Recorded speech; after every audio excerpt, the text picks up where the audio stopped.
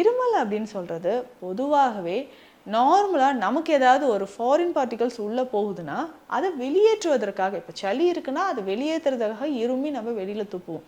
Dust ஏதாவது உள்ளே இருக்குன்னா இருமி வெளியில் துப்புவோம். ஆனால் ஒரு சிலருக்கு இந்த கபமும் உஷ்ணமும் அதிகமாக சேரும்பொழுது தான், அதாவது பித்தம்னு சொல்கிறோம் இல்லைங்களா, பித்தம் அதிகரித்து அதனோட கபம் சேர்றது, இதனால் வரக்கூடிய இருமல் தான் நம்ம என்ன சொல்கிறோன்னா வறட்டு இருமல், ட்ரை காஃப் அப்படின்னு சொல்கிறோம். ஸோ அந்த பித்தம் அதிகரித்து வரக்கூடியது ஒரு ட்ரைனஸ்னால வரக்கூடியதுங்க. பெரும்பாலும் பித்தம் அதிகரிக்கிறதுனால உடலில் உஷ்ணம் ஏற்படுறது. ஒரு சிலருக்கு பார்த்தோம்னா வெஜினல் ட்ரைனஸ் இருக்கும் பெண்களுக்கு. ஒரு குறிப்பிட்ட வயதிற்கு பிறகு பார்த்தோம்னா வெஜினா ரொம்ப ட்ரை ஆகி இருக்கிறது. இந்த ட்ரைனஸ் அதிகமாக இருந்து அடிக்கடி எனக்கு இன்ஃபெக்ஷன் வருது அப்படின்னு சொல்கிறோம். அதே மாதிரி தான் த்ரோட்லேயும் ஒரு ட்ரைனஸ் அதிகமாகி என்ன ஆகுதுன்னா இருமலாக நமக்கு வருது. இதை எப்படிங்க நம்ம கண்ட்ரோல் பண்ணுறது?